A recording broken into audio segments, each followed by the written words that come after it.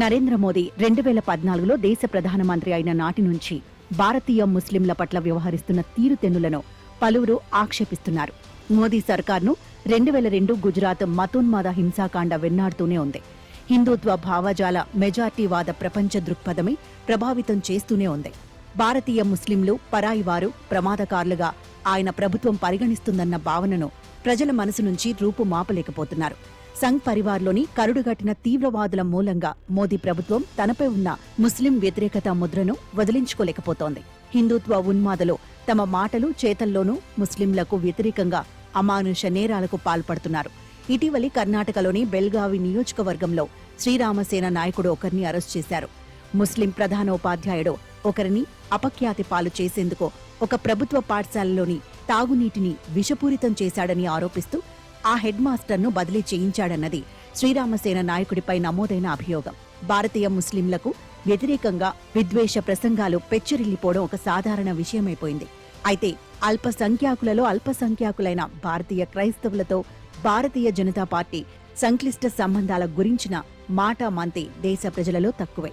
July 26న BJP పాలనలో ఉన్న ఛత్తీస్గఢ్లోని దుర్గ్ పోలీస్ స్టేషన్లో కేరళకు చెందిన 2 క్రైస్తవ సన్యాసినులను నిర్బంధించారు.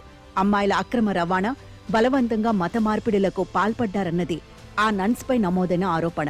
ఆ గిరిజన ప్రాంతానికి చెందిన స్థానిక బజరంగ్ దళ్ నేతలు అరెస్టైన క్రైస్తవ సన్యాసినులపై ఆ తప్పుడు ఆరోపణలు చేశారు. అక్రమ రవాణాకు గురయ్యారని చెబుతున్న అమ్మాయిలు తాము స్వచ్ఛందంగానే కేరళ నన్స్ వెంట వెళ్లామని, నర్సింగ్ వృత్తిలో శిక్షణ పొందాలని తాము ఆకాంక్షించామని కూడా వారు స్పష్టం చేశారు. మెరుగైన ఉద్యోగ అవకాశాలను అన్వేషించుకునేందుకు తమ కుమార్తెలకు అనుమతిచ్చామని ఆ అమ్మాయిల తల్లిదండ్రులు కూడా చెప్పినట్లు నమోదైంది.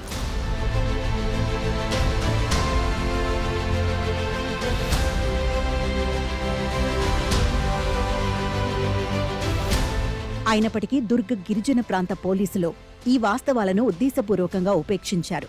స్థానిక బజరంగ్ దళ్ నాయకుడి ఫిర్యాదు మేరకే ఆ క్రైస్తవ సన్యాసినులను అరెస్ట్ చేశారు. ఆ నన్స్కు మద్దతు తెలుపుతున్న వ్యక్తులను బజరంగ్ దళ్ నేత జ్యోతి శర్మ బెదిరించినట్టు, కొంతమందిపై చేయి చేసుకున్నట్టు కూడా పూర్తి సాక్ష్యాధారాలతో వార్తలు వెలువడ్డాయి. అయినప్పటికీ పోలీసులు బజరంగ్ దళ్నే ఛత్తీస్గఢ్ ముఖ్యమంత్రి విష్ణుదేవ్ సాయ్ సమర్థించారు. ఇవేవీ ఆశ్చర్యకరమైన విషయాలు కాదు. 2023 అసెంబ్లీ ఎన్నికల సమయంలో నేను ఛత్తీస్గఢ్లో పర్యటించాను. నారాయణపూర్ జిల్లాలోని ఒక చిన్న గ్రామంలో గిరిజనుల బృందం ఒకదానితో మాట్లాడాను. హిందుత్వవాదులు తమను సామాజికంగా బహిష్కరించారని, తదాది తాము భయంతో బతుకుతున్నామని ఆ గిరిజనులు చెప్పారు. చివరకు తమ కుటుంబాలలో చనిపోయిన వారిని ఖననం చేసేందుకు కూడా అనుమతినివ్వడం లేదని వారు వాపోయారు. తిరిగి హిందూ మతంలోకి మారేంత వరకు తమను సామాజికంగా బహిష్కరిస్తామని హిందుత్వవాదులు అంటున్నారని వారు చెప్పారు. క్రైస్తవ గిరిజనుల గర్ వాపసీ కార్యక్రమాన్ని సంఘ్ పరివార్ చాలా సంవత్సరాలుగా సువ్యవస్థితంగా నిర్వహిస్తోంది. మిషనరీలు ప్రలోభాలతో గిరిజనులను బలవంతంగా క్రైస్తవంలోకి మార్చుతున్నందుకు వ్యతిరేకంగా క్రైస్తవ గిరిజనులను సామాజిక బహిష్కరణతో తిరిగి హిందూ మతంలోకి తీసుకువచ్చేందుకు సంఘ్ పరివార్ అనుబంధ సంస్థ వనవాసి కళ్యాణ్ కేంద్రాలు కృషి చేస్తున్నాయి. భారత పౌరులకు మత స్వేచ్ఛ రాజ్యాంగబద్ధమైన హక్కు. తమకు ఇష్టమైన మతంలోకి మారే స్వేచ్ఛ అందులో భాగమే. బాబాసాహెబ్ ఆయన అనుయాయులు బౌద్ధ మతంలోకి మారారన్న విషయాన్ని మనం విస్మరించకూడదు.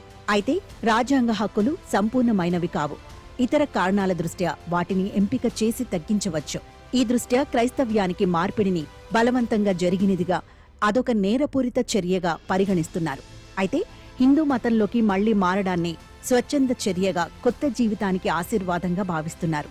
అధికారంలో ఉన్న ప్రభుత్వాల నుంచి సంపూర్ణ మద్దతు లభిస్తున్న కారణంగానే బజరంగ్ దళ్, విశ్వ హిందూ పరిషత్ కార్యకర్తలు తమ ఇష్టారాజ్యంగా నిర్భీతితో వ్యవహరించడం మామూలైపోయింది.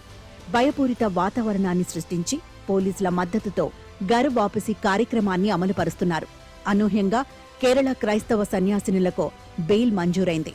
కేరళ ఎంపీలు కొంతమంది హోంమంత్రి అమిత్ షాను కలుసుకుని ఆ వ్యవహారంలో తక్షణమే జోక్యం చేసుకోవాలని కోరడంతో ఆ బెయిల్ మంజూరు సుసాధ్యమైంది.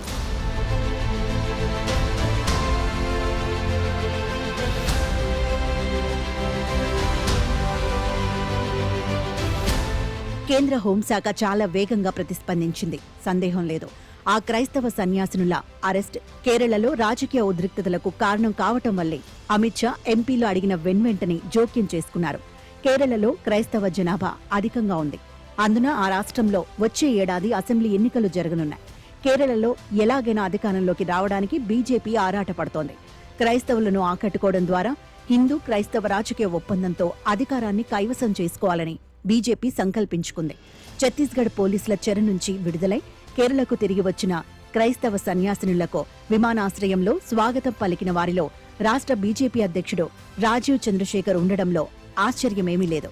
గోవాలో సొంత బలంతోనూ, మేఘాలయ, నాగాలాండ్లో సంకీర్ణ ప్రభుత్వ భాగస్వామిగానూ బీజేపీ అధికారంలో ఉంది. ఇవన్నీ క్రైస్తవులు అధికంగా ఉన్న రాష్ట్రాలే. ముస్లింలకు వ్యతిరేకంగా వ్యవహరించడం, ఆ మతస్థులు అత్యధికంగా ఉన్న జమ్మూ కశ్మీర్ను రాత్రికి రాత్రే కేంద్రపాలిత ప్రాంతాలుగా కుదించివేయడం తమ రాజకీయ ప్రయోజనాలకు దోహదం చేకూరగలదని బీజేపీ భావిస్తుండవచ్చు. అయితే క్రైస్తవులను తరచూ విమర్శలకు లక్ష్యం చేసుకోలేదు. దానివల్ల దేశంలోనే కాకుండా ప్రపంచవ్యాప్తంగా తనపై విమర్శలు వెల్లువెత్తగలవన్న వాస్తవాన్ని బీజేపీ విస్మరించలేదు. ఈద్ పర్వదినం సందర్భంగా ముస్లిం మత పెద్దలు నిర్వహించే కార్యక్రమాలలో ఎన్నడూ పాల్గొనని ప్రధాని మోదీ గత డిసెంబర్లో నిర్వహించిన క్రిస్మస్ వేడుకల సందర్భంగా Catholic bishops conference group India నిర్వహించిన కార్యక్రమంలో పాల్గొని జీసస్ బోధనలను ప్రస్తుతించారు. ఆ దైవ పురుషుని సామరస్యం, సౌభ్రాతృత్వ సందేశాలు మానవాళికి మార్గదర్శకమైనవని పేర్కొన్నారు. అంతేకాదు, క్రిస్మస్ పర్వదినం నాడు ప్రధానమంత్రి తన నివాసంలో క్రైస్తవ మత పెద్దలకు తేనీటి విందు ఇచ్చారు. జీసస్ ప్రబోధించిన విలువలను అవతల దాల్చాలని సూచించారు. ఏ విధంగా చూసినా ప్రధానమంత్రి నరేంద్ర మోదీ స్నేహపూర్వకమైన, ఆకర్షణీయమైన అతిథేయి. సందేహం లేదు. సహనం, శాంతి, సామరస్యాల సందేశం సామాన్య క్రైస్తవులకు చేరనప్పుడు మోదీ వ్యూహాత్మకంగా ఆ అల్పసంఖ్యాకులను మొత్తంగా ఆకట్టుకునేందుకు చేస్తున్న ప్రయత్నాల వల్ల ప్రయోజనమేముంది? క్రైస్తవ సన్యాసినులు, మిషనరీలు బలవంతంగా మత మార్పిడులు చేయిస్తున్నారని బజరంగ్ దళ్ ఆరోపిస్తోంది. ఈ క్రైస్తవులు జాతి వ్యతిరేకులు, నేరస్తులు, ఇంకా అంతకంటే ఘోరమైన వారని కూడా ఆ హిందుత్వ సంస్థ దుయ్యపడుతోంది. 1999లో ఒడిశాలో మిషనరీ గ్రాహం స్టెయిన్, బాలురు అయిన ఆయన కుమార్లో ఇరువురు బజరంగ్ దళ్ నాయకుడు దారాసింగ్ పైశాచిక ఘాతుకానికి సజీవంగా దహనమయ్యారు. ఆ ఘటన భారతీయ మత సామరస్య మహోదాత్త సంప్రదాయానికి ఒక మచ్చలా మిగిలిపోయింది. అలాగే ఇటీవలి కాలంలో అష్టపదుల వయసులో ఉన్న ఫాదర్ స్టాన్ స్వామి నక్సలైట్ల సానుభూతిపరుడు అనే నెపంతో ఉపా కింద అరెస్ట్ చేశారు.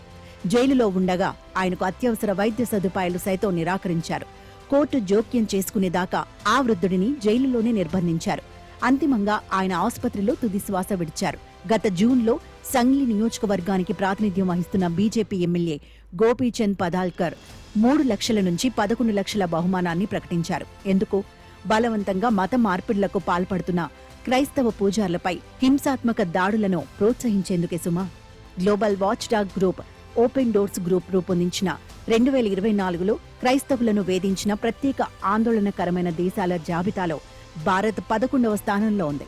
క్రైస్తవ మిషనరీలు పెద్ద ఎత్తున సామూహిక మత మార్పిడులు చేయిస్తున్నారనే ఆరోపణ ఒకటి నిత్యం వినిపిస్తుండడం కద్దు.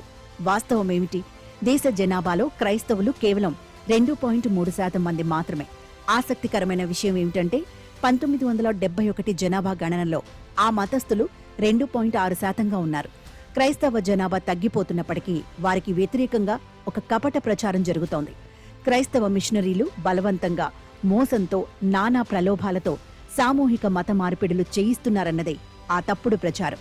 అల్పసంఖ్యాకులలో అల్పసంఖ్యాకులైన క్రైస్తవుల పట్ల ఈ నిరాధార వ్యతిరేకతలు, విద్వేషాలను ముగింపునకు తీసుకురావడం ఎలా?